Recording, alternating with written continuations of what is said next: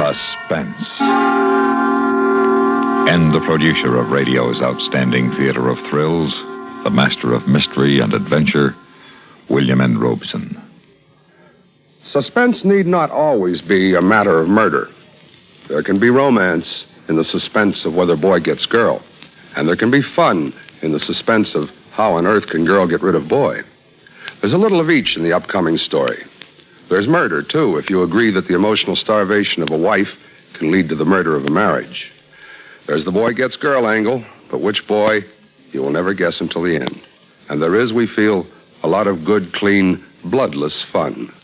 Listen then as Victor Jory stars in Old Army Buddy, which begins in exactly 1 minute.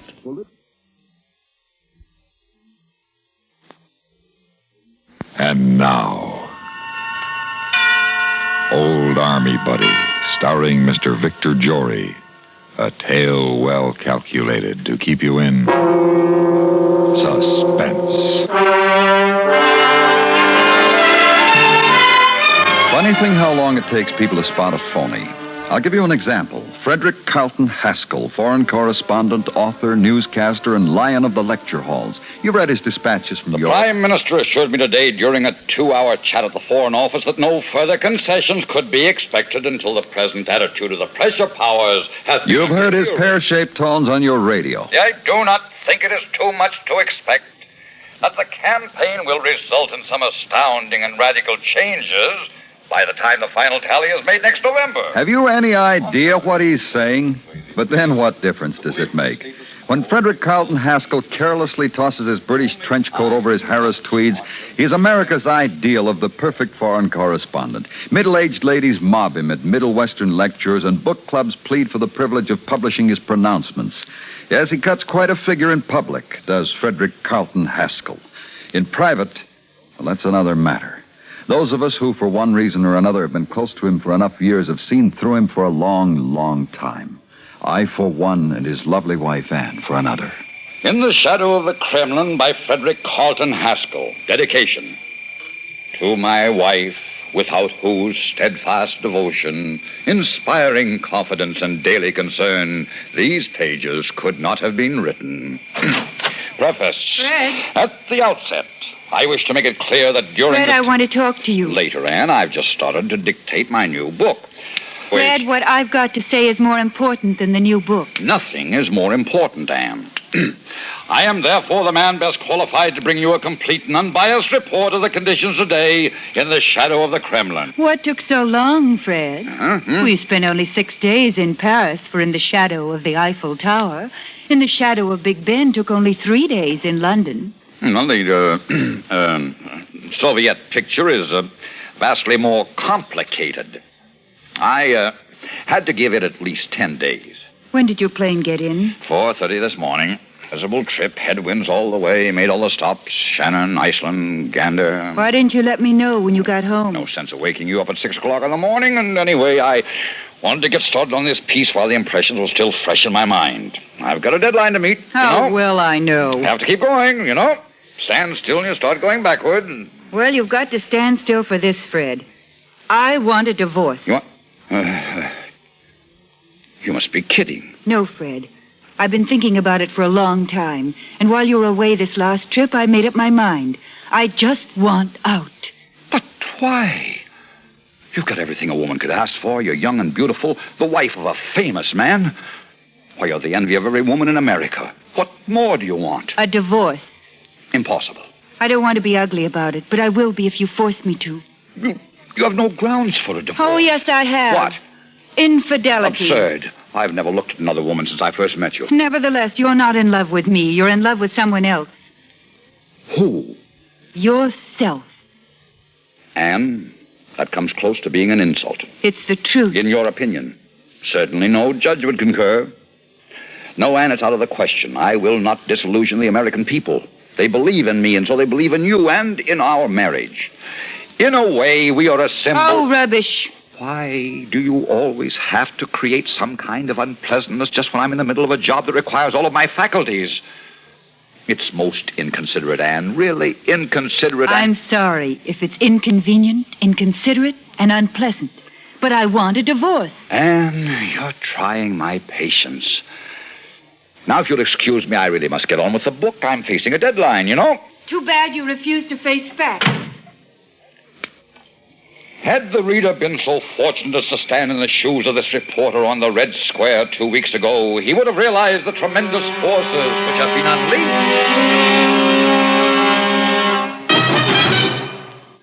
The second act of Suspense continues in 1 minute. And now, we continue with Act 2 of Old Army Buddy, starring Victor Jory. A tale well calculated to keep you in suspense.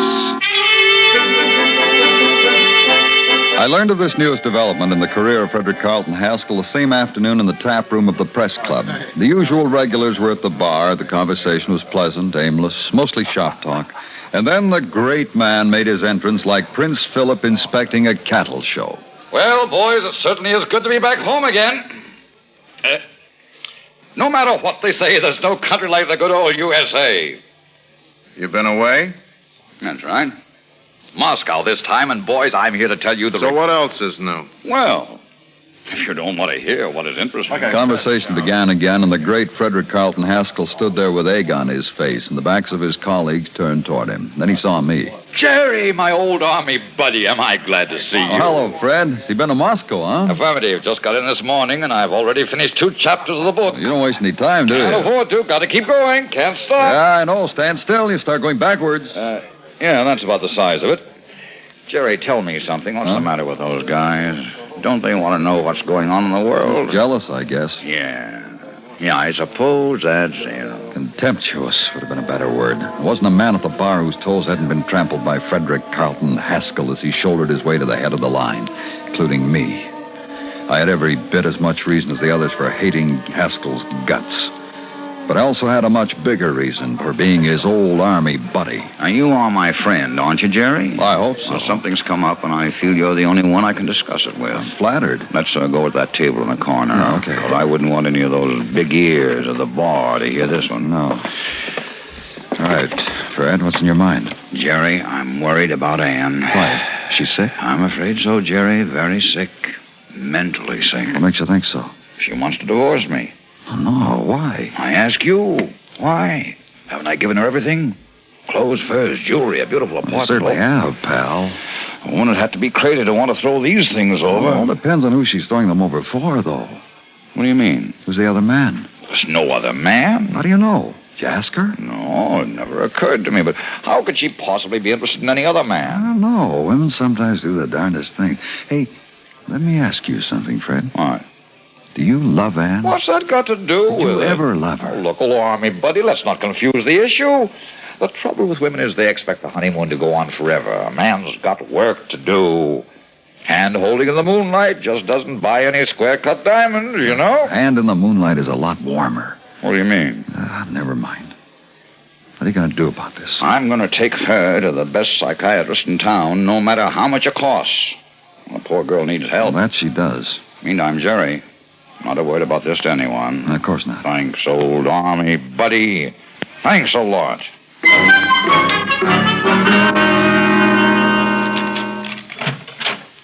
That you, Fred? Yes, Anne? Will you be home for dinner? Yes, but I'll have to work. Just have Stella bring me a tray in the study. All right. However, before I get back to the desk, Yes? I've been thinking about our conversation this morning, and I've come to some conclusions. Yes, Fred? I've made an appointment for you tomorrow with Dr. Zlotny. The psychiatrist? Best man in New York.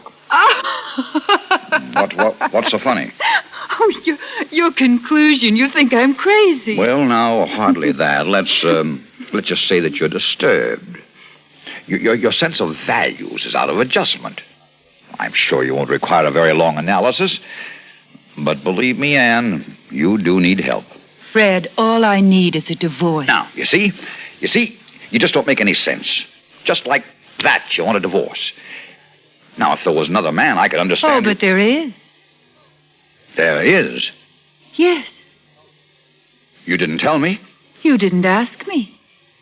Who is this cad? A man Oh, man. Well, we'll see if he's a man. You get him on the phone now. You tell him to come over here right now. Oh, no, that'll throw me behind in my schedule. Make it tomorrow. Tell him to be here tomorrow at 6.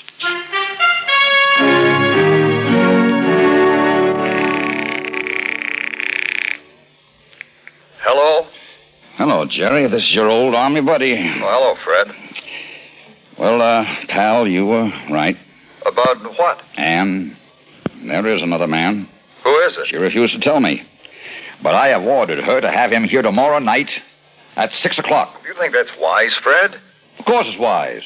When she sees the two of us together in the same room, what chance will the poor idiot have?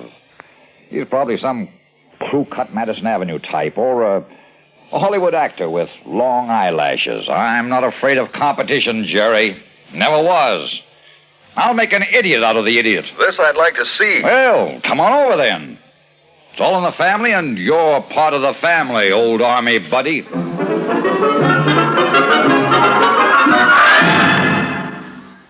Act 3 of Suspense follows in 1 minute. And now, we continue with Act 3 of Old Army Buddy, starring Victor Jory. A tale well calculated to keep you in suspense.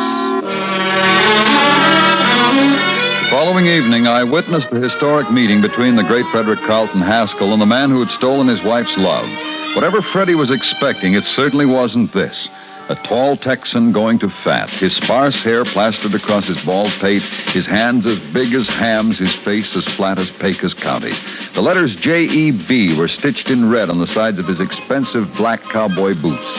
He flung his 10-gallon hat onto a chair, and he roared into the room like a prairie tornado, his great paw extended to Haskell. Tolliver's the name, J. Stewart Tolliver. Most folks call me Jeb, after Jeb Stewart. Yeah, my grandpappy served with old Jeb when he whomped you Yankees at Chancellorsville. That's how I come by the name. Didn't catch yours, friend. Frederick Carlton Haskell. Oh, you must be Annie Pooh's husband. I am. Well, I gotta congratulate you, Freddie. That's quite a little lady you have there. Quite a piece of work. Well, And Jeb, dear, this is our friend, Mr. Davis. Well, glad to meet you, Mr. Tolliver. Oh, call me Jeb, son. Folks all call me Jeb. What's your handle, Mr. Davis? Jeb? No, Jerry. Oh, well, the last name like Davis, the first name's gotta be Jefferson. I'm sorry. Well, no matter. Time folks forgot the trouble between the states. Would do if you Yankees wasn't always bringing it up. Annie Pooh's sugar? Yes, Jeb. I'm as dry as the Rio Grande in flight time. You got something I What'll could you with, have, darling? Say, how about just a little drinking whiskey and branch water? Jerry? I'll have scotch and soda. Fred? I don't feel like anything right now. Thank you. Well, now, let's all set a spell and get down to business. What say? Well, I guess Annie Suggs told you I'm fixing to marry up with her as soon as she's divorced up. She told me. Good. Then it's all settled. Nothing settled, Mr. Tolliver. Oh, just call me Jeb, Freddie. I said, Mr. Tolliver, nothing settled. Well, now, ain't that a crying shame? Maybe you don't understand how unhappy this little lady is, Freddie. And when little old Annie Pooh is unhappy, I'm unhappy. And when I'm unhappy, I sometimes get ornery. You wouldn't want me to get ornery, now would you, Freddie? Are you threatening me? Well, now, you just interpret my remarks any way you like to, son. I see no reason. Boys, let's keep our tempers. Jeb, darling, your drink. Oh, thank you. You didn't put too much branch water in it, did you, Mumsy Pickle? Just as you like it, darling. Yeah. Jerry? Thanks, Ann. Sure you won't have a drink, Fred? No, thank you. Yes, I suddenly don't feel very well. What's the matter, Fred? Nausea, dear. Acute nausea. I need some fresh air now. I'll go with you, Fred. No need. It's me that's sick. Think you're the only one? Come on. Let's go back to the club. Well, Freddie, son, we ain't settled nothing yet, including your stomach.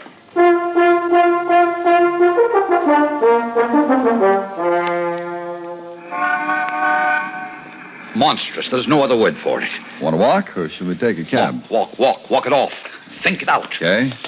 After all I've done for her, all I've given her, there can only be one explanation. She must be out of her mind. Mad. Stark. Raving mad. Could be. She should be committed to an institution. Oh, Do you think that'd be going a little too far? Why? Obviously, she's taken leave of her senses. Still, it wouldn't look too good for you, since you'd be the one who'd have to commit her. Yes, I see what you mean. There is another way to handle this, of course. What's that?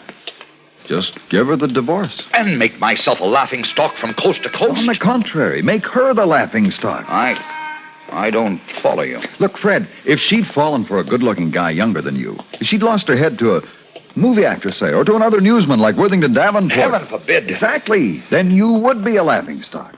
But she's gone goofy over a clown, an ignoramus. When that story gets around, everybody will think she's crazy. Everybody will say that she's an ingrate, unworthy of the position you've tried to give her. Yes, I see what you mean. You just leave it to me, pal. I'll see that the story gets around. Jerry, old army buddy, you're a real friend. It's a privilege and an honor. Let's go back and get it over with right now. I'm with you all the way, old army buddy.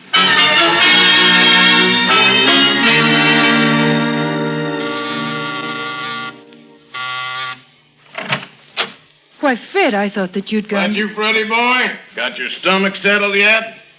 Now, you just take a glass of this drinking whiskey. She'll be settled for good. She's settled for good, Mr. Tolliver. Oh, shucks, Freddie. When you gonna start calling me Jeb? Folks all do. Mr. Tolliver, I have decided to give Anne the divorce. Oh, Fred, I could almost kiss you. That won't be necessary, dear. Now, that's the best news I heard since Yellow Rose number 3 come in the gusher. Now, you come on over here and snuggle up to Pappy, sweet me. Please spare me the prenuptial spectacle. There are a couple of details to be gone over, and then I'll be on my way. Where are you going? It has occurred to me that I might effectively expand the scope of my new book by including a definitive evaluation of the Iron Curtain countries. I shall be away at least 6 weeks, during which time I assume you will be residing in Reno. You're so thoughtful sometimes, Fred. Naturally, under the circumstances, Anne, you wouldn't expect any alimony or property settlement. Naturally. Shucks, Freddie, don't you fret about money. I'm taking care of little old Annie Pooh from here on down the trail. Well, I guess that covers everything. There's a plane out of Idlewild for Warsaw in an hour and a half. I can just make it. But you got to pack. I'll pick up the bag I keep at the club for emergencies. Well, goodbye, Anne. Goodbye, Fred. And thanks. There's nothing to thank me for. You brought this on yourself. Now, mind, Freddie, you ever get down Waco way, you be sure to drop in on little old Sugar Pie and me. That's very doubtful, Mr. Tolliver. My work concerns itself only with the more civilized parts of the world. You coming, Jerry? Not yet, Fred. I feel badly in need of a drink. Very well. Thanks for everything, old army buddy. And you'll follow through, won't you? You can count on me, pal. I'd like to leave you with this parting thought. I have witnessed the destruction of war, the internecine strife of revolution, the fall of governments, and the miscarriage of justice in a score of countries from Tierra del Fuego to Spitsbergen. But never have I seen a more tragic and irreparable error than has been committed in this room this evening. Well, I'll be horn-swoggled. I'll rope me for a longhorn maverick. Just what in the world did all them big words mean? Oh, you were wonderful, Harry. Oh, boy. Thanks, Jerry. It was your greatest performance. Well, how could I help it? Look at my audience. Oh, come here, darling. Oh, Jerry, at last. I hate to change the subject, friends, but West of Rimrock goes on over Channel 14 in less than an hour, and the sponsor isn't going to like it if old Sheriff Saul is late. Oh, I'm sorry, Harry. I forgot all about you. That figures. How much do I owe you?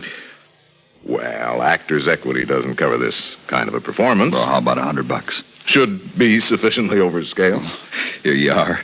I'd make it 1,000 if I could. It was worth it. Oh, thanks a lot, Jerry. Well, I gotta be moseying along now, ma'am, but before I go, I want to wish you and your young feller as much happiness as old Paint and I have known together. And if you ever get down Waco way, like I... So long, kids.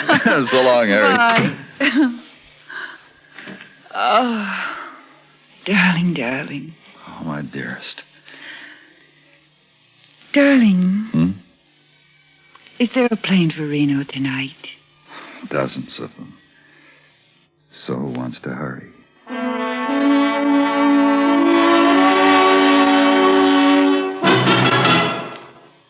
Listen. Listen again next week when we return with another tale well calculated to keep you in suspense.